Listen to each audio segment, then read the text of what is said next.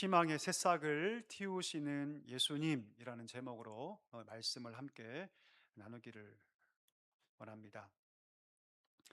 여러분, 일본 히로시마에 가보면 히로시마 성이 있습니다. 그 성 안에 아주 의미 있는 나무 한 그루가 있는데요. 그 나무의 이름이 히바쿠즈모쿠라는 나무입니다. 한번 사진 볼까요? 이 나무 굉장히 오래된 나무인데요. 이 나무가 이름이 뭐냐면 히바쿠즈모쿠라는 나무입니다. 그 이름 뜻이 무엇이냐면 원폭 피해에서 살아남은 나무. 예, 이름 자체가 원폭 피해에서 살아남은 나무란 뜻입니다. 우리가 알듯이 1945년 8월 6일 날 리틀보이라는 핵폭탄이 히로시마에 떨어집니다. 그리고 반경 1.6km의 모든 것들이 다 죽습니다. 다 죽어요. 그리고 11제곱킬로미터 안에 있는 모든 것들이 다 불에 탑니다. 그 열과 그 충격파 때문에 많은 과학자들이 내려주시고요. 많은 과학자들이 추후에도 몇십 년 동안, 적어도 몇십 년 동안은 생명체가 살지 못할 거라고 추측하죠. 그런데 원자폭탄이 떨어진 자리에서 740m밖에 되지 않는데 그 다음 해에 이 나무가 새싹을 틔웁니다. 이 나무가 유칼립투스 나무거든요. 이 나무가 원폭이 떨어진 그 다음 해 가을에, 예, 이 나무가 죽을 것만 같았는데 살아나죠. 그리고 이 나무에서 싹을 냅니다. 새순을 내죠. 우리가 무엇을 알 수 있을까요? 이 나무가 우리에게 주는 그런 감동이 무엇일까요? 아무리 절망적인 상황이라 할지라도 그 안에 생명이 있으면 산다는 것입니다. 아무리 절망적인 상황이라 할지라도 그 속에 생명이 있으면 무조건 산다. 희망이 움틀고 그 속에서 싹을 피울 수 있다. 이것을 우리에게 보여주고 있는 거죠. 오늘 본문도 나무의 얘기를 하고 있습니다. 1절에 보니까 어떻게 얘기합니까? 이새의 줄기에서 한 싹이 나며 그 뿌리에서 한 가지가 나서 결실할 것이다. 여러분, 이 말씀이 우리는 메시아 말씀인 거 다 알고 있습니다. 예수님을 지칭하는 말씀이죠. 한 가지 이상한 게 있습니다. 이 말씀이 메시아 말씀이라면 사실 이새가 아니라 누가 나와야 됩니까? 다윗이 나와야 돼요. 다윗. 아닙니까? 우리가 알듯이 예수님 누구의 자손으로 오셨습니까? 다윗의 자손으로 이 땅 가운데 오셨어요. 요한계시록 22장에 보니까 예수님이 친히 말씀하시는데 나는 다윗의 뿌리요 자손이다라고 말씀하세요. 마태복음 1장에 보니까 예수님을 소개할 때 아브라함과 다윗의 자손이라고 소개합니다.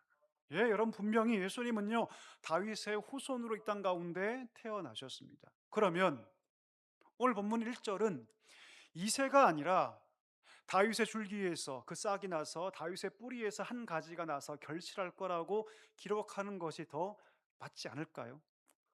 왜 본문은 다윗의 줄기, 다윗의 뿌리라고 말하지 않고 왜 그의 아버지 이새, 그의 아버지 이새의 이름을 들먹이면서 이새의 줄기와 이새의 뿌리라고 말씀하고 있을까요? 그 이유가 뭘까요? 분명 하나님께서 다윗에게 약속하시죠. 내가 너의 집과 네 나라, 네 자리를, 네 위를 영원토록 보존할 것이다. 너는 내가 보호할 테니 네 나라가 영원히 견고할 거라고 하나님께서 말씀하세요. 이 말씀이 이루어지죠. 북이스라엘은 멸망당합니다. 그러나 하나님께서 남유다만큼은 보호하세요. 보호하십니다. 물론 우리가 알듯이 BC 586년에 바벨론의 그 나라가 멸망하긴 하죠. 그래서 겉으로 볼 때는 모든 유다의 왕조가 다 끊어진 것처럼 보이죠. 하나님의 그 약속, 내가 다윗의 나라를, 다윗의 위를 영원하게 견고하게 할 거라는 그 말씀이 흔들리는 것처럼 보이죠. 마치 여러분 밑동이 다 잘린 나무처럼. 혹시 여러분 밑동이 잘린 나무가 그 다음에 어떻게 되는지 아십니까? 살아날까요? 밑동이 다 잘린 나무가 살아날까요? 물론 살아나는 경우도 분명히 있겠죠. 근데 거의 70%는 그 나무가 썩습니다. 다 죽어요. 살 수가 없어요. 그 이유가 뭔지 아십니까, 여러분? 예, 뿌리가 물을 흡수해도 보낼 곳이 없기 때문에 그 뿌리가 썩는다고 하죠, 보통은. 보통 나무가 다 잘리면 그 나무가 사는 경우는 별로 없다고 얘기를 합니다. 구루터기가 남아서 밑동이 다 잘리고 그 뿌리도 머지않아 썩어갈 정도로 끔찍한 상태가 지금 남유다의 상태입니다. 아직 멸망한 건 아니죠. 아직 완전히 멸망한 건 아니죠. 그러나 밑둥이 잘려 있는 것 같은 그런 상태. 하나님을 섬긴다고 말은 하지만 아무리 그 삶을 굳어봐도 여러분, 하나님 섬기는 모습이 보이지 않아요. 아무리 봐도 그 중심에서 여호와를 경외하는 모습이 보이지 않습니다. 신앙의 형식은 남아 있는데 아무리 그 마음을 바라봐도 하나님을 경외하는 모습이 보이지 않는 상태. 외적인 것은 별로 흠이 없겠지만 그러나 그 마음은 다 썩어버린 상태. 이 상태가 오늘 이 구루톡의 상태입니다. 구루톡의 상태. 나라가 지금 풍전등화의 상황에 있죠. 예, 하루가 멀다 하고 강대국들이 남유다를 침입하려 옵니다. 그러면 그때 누구를 의지해야 됩니까? 하나님을 의지해야 돼요, 여러분. 우리 삶에 어려움이 닥치면 누구에게 기도해야 합니까? 하나님께 기도해야 돼요. 아멘이시죠? 우리 자녀의 문제가 생겼어요. 누구에게 기도해야 합니까? 하나님께 기도해야 돼요, 여러분. 우리 자녀들이 하나님 믿지 않습니다. 주를 떠났어요. 어떻게 해야 합니까? 먼저 기도해야 돼요, 여러분. 하나님께 나아가야 합니다. 그리고 회개해야 되죠. 근데 오늘 남유다는요, 그의 나라가 풍전등화의 상황이고 지금 많은 강대국들이 그 나라를 침범하기 위해서 그렇게 있는 상황에도 불구하고 그들은 하나님 바라보지 않습니다. 여전히 패역하죠. 여전히 이방을 흠모하죠. 하나님 두려워하기보다는 강대국을 훨씬 더 두려워합니다. 마치 구루터기처럼, 그냥 구루터기가 아니라 뿌리까지 썩고 있는 구루터기처럼 그렇게 그들은 아무런 희망이 없습니다. 바로 여기에 그 이유가 있어요. 왜 하나님이 다윗이란 말을 쓰지 않고 이세란 말을 쓰셨을까? 바로 여기 이유가 있습니다. 지금 남유다의 모습은 여러분, 그 화려했던 다윗의 시대와는 비교할 수 없는 시대예요. 감히 다윗의 이름을 붙일 수 없는 가장 보잘것없고 가장 미천한 시대가 언제입니까? 바로 지금이에요. 이새의 모습과 비슷하죠. 이새가 누굽니까? 다윗의 아버지예요. 작고 아무도 주목하지 않는 그 베들레헴에 살던 이름 없는 촌부. 아무도 그의 가문에서 왕이 날 거라고 추측도 못했습니다. 가장 볼품없고 가장 아무도 주목하지 않는 그 작은 고을 베들레헴에서 이름 없이 살아가던 그 촌부, 시골 목자, 그가 누굽니까? 이새 아닙니까? 오늘 유다의 상태는 여러분, 다윗의 상태와 어울리지 않습니다.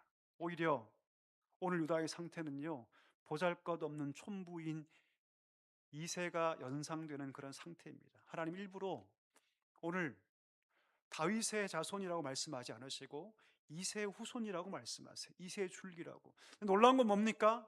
그럼에도 불구하고 내가 거기서부터 다시 시작하겠다.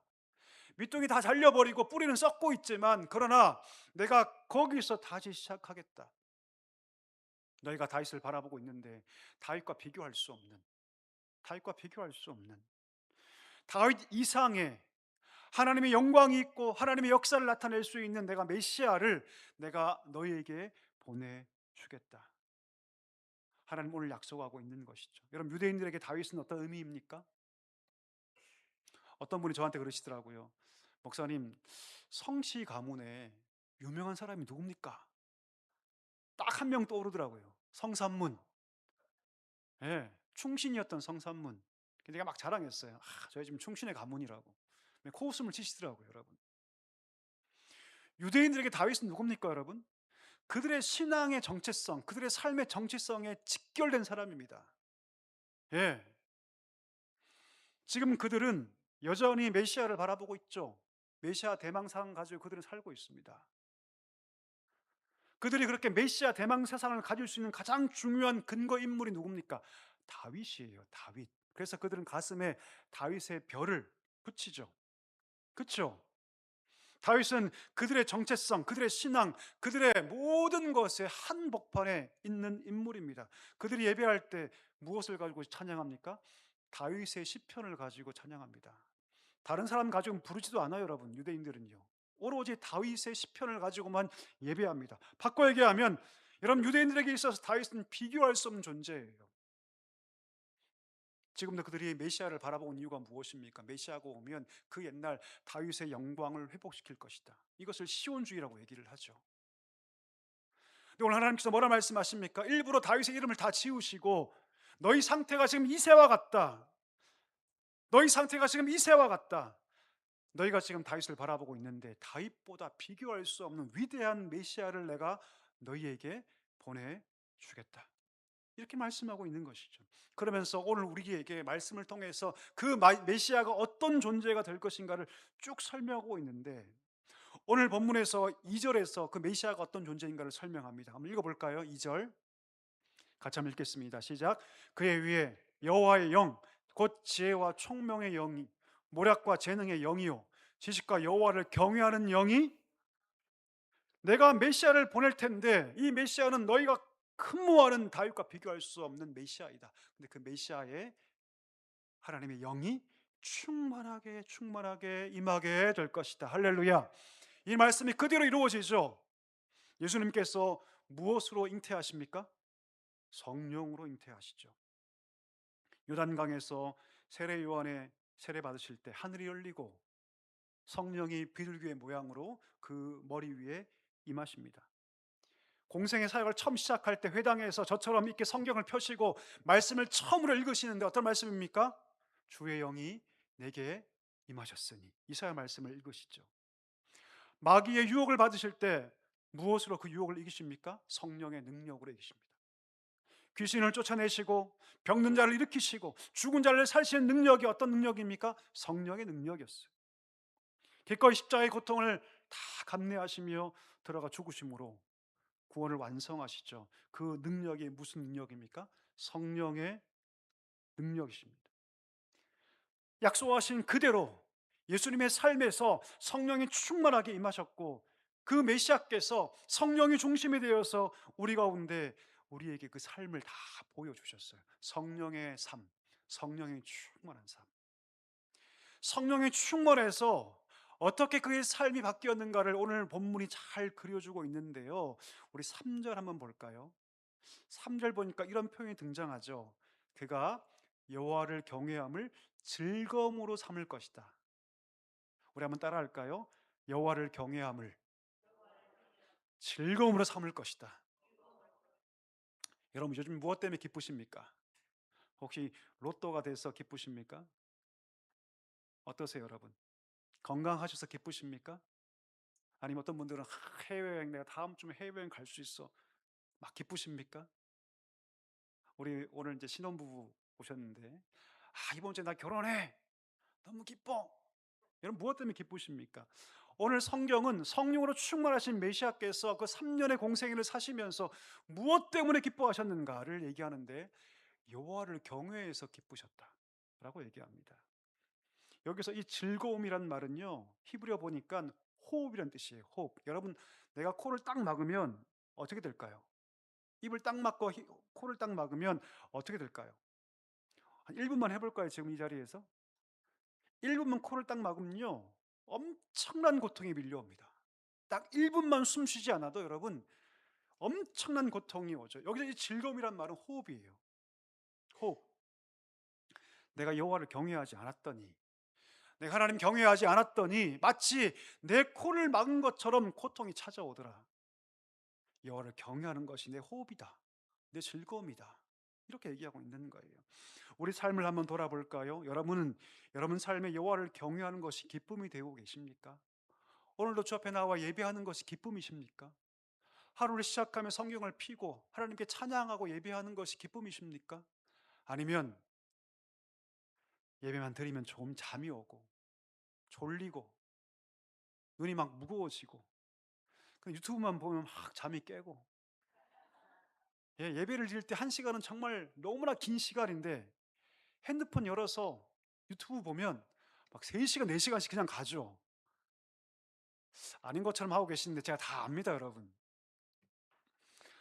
우리 자신에게 한번 여러분 질문해 봐야 합니다. 나는 하나님을 경외하는 것이 최고의 기쁨인가? 이것이 나의 호흡이 되고 있는가?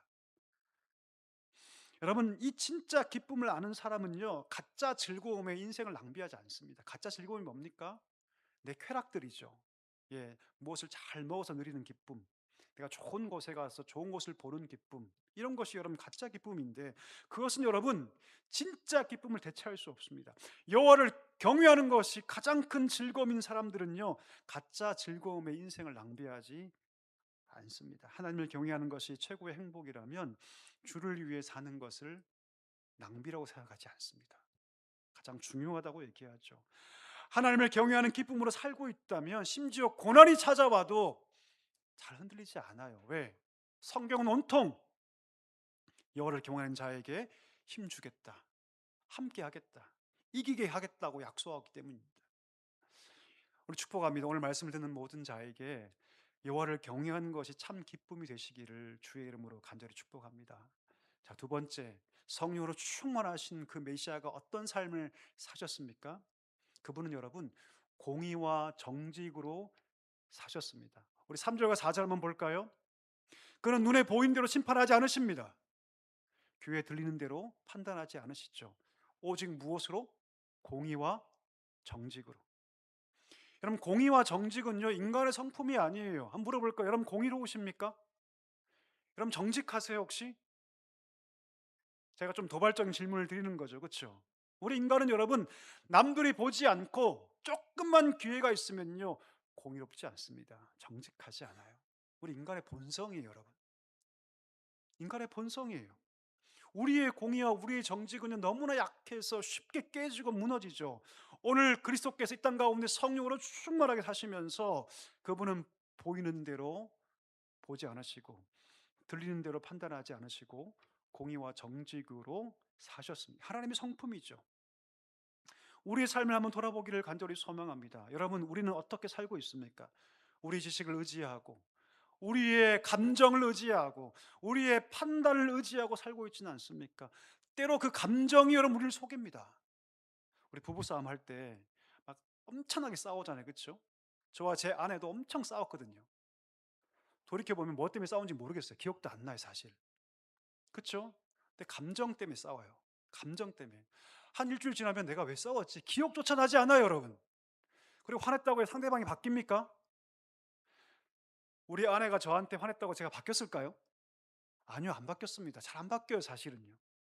근데 감정에 몰입돼서 서로 싸우는 거죠.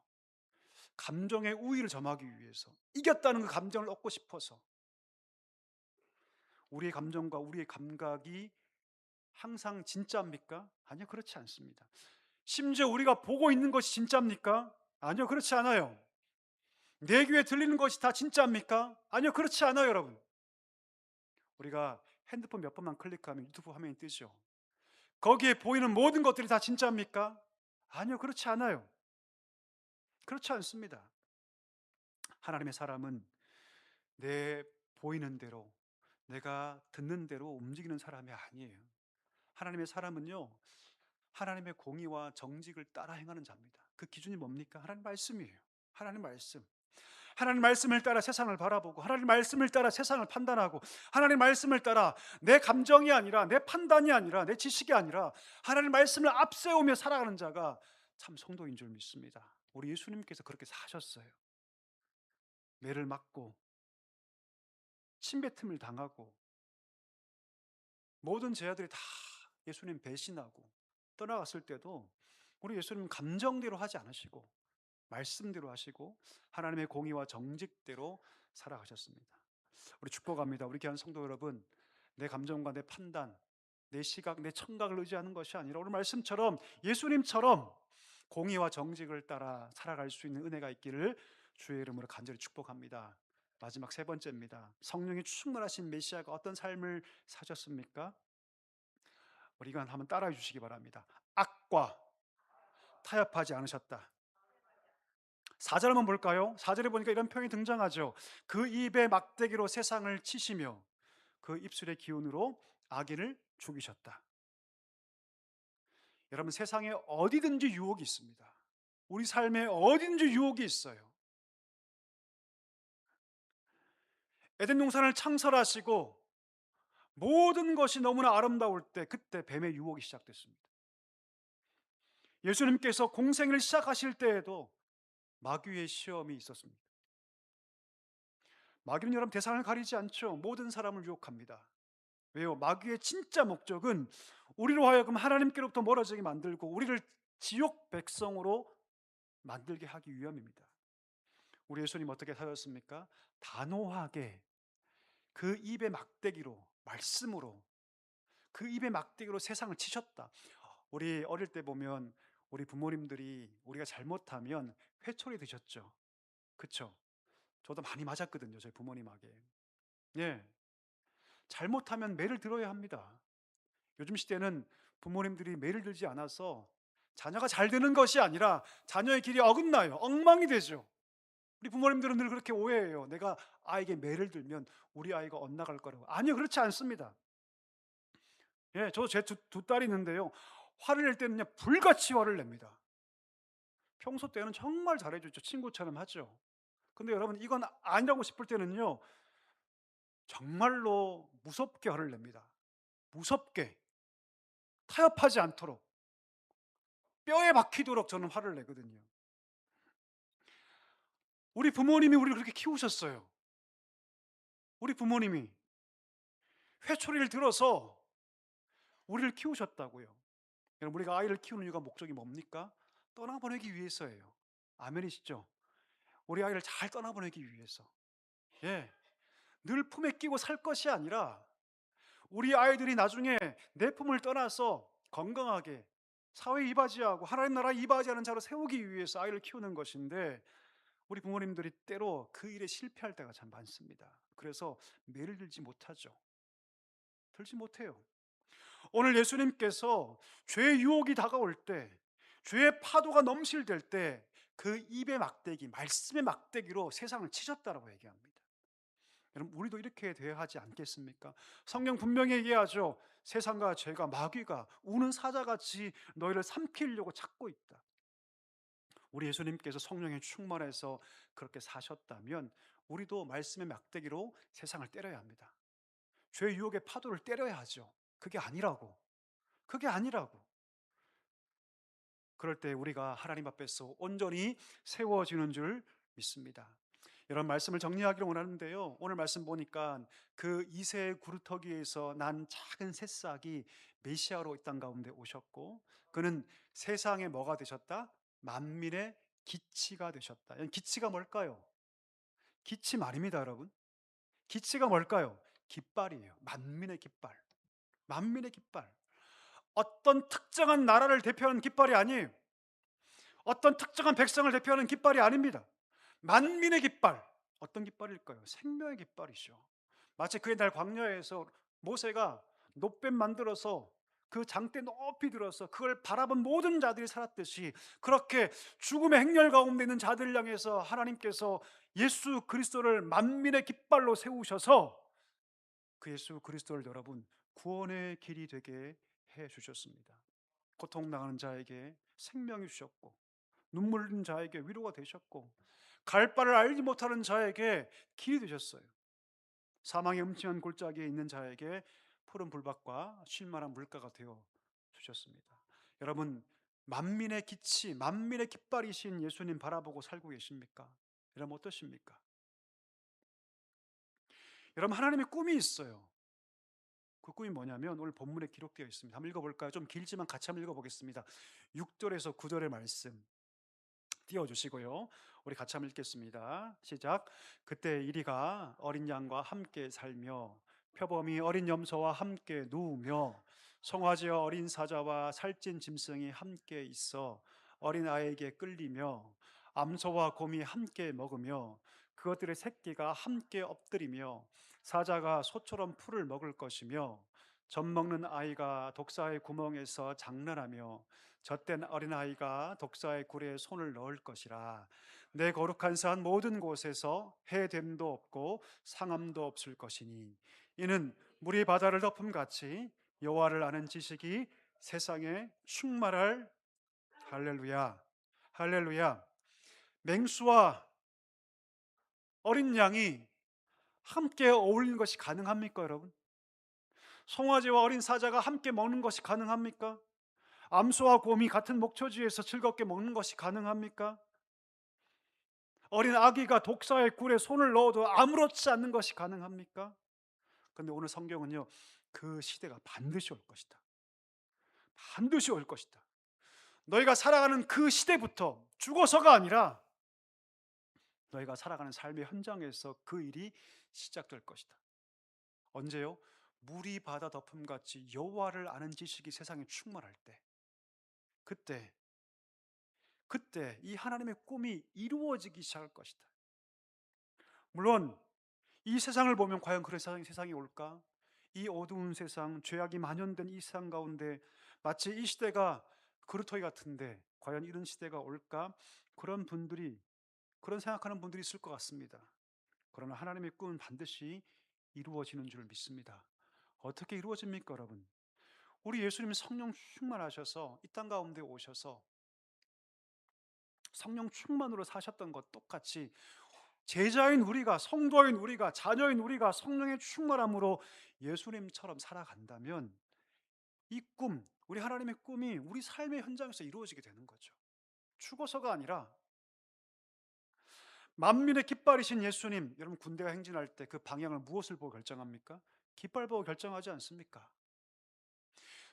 돌격 앞으로 할 때 가장 먼저 뭐가 나갑니까, 여러분? 깃발이 나가죠. 깃발이 나갑니다. 그것처럼 만민의 깃발 되신 예수님 바라보면서 그분 따라 행진하면 하나님의 꿈이 우리 인생 가운데 저는 이루어지게 될 줄 믿습니다. 우리 가정 가운데, 우리 교회 안에, 우리 나라 가운데 하나님의 꿈이 이루어지게 될 줄 믿습니다. 말씀을 정리합니다. 여러분, 우리의 깃발 되시는 주님 바라보며 살 수 있기를 축복합니다. 우리 인생이 구루터기 같다 할지라도, 아무런 소망을 얘기할 수 없다고 할지라도, 그러나 하나님은요 우리 인생 가운데 새싹, 참 소망인 새싹을 틔우십니다. 누가 희망이십니까? 예수님이 희망이세요. 예수님이. 이것을 기억하시고 날마다 우리 예수님처럼 하나님 따라갈 수 있는 우리 복된 성도를 될 수 있기를 주의 이름으로 간절히 축원합니다.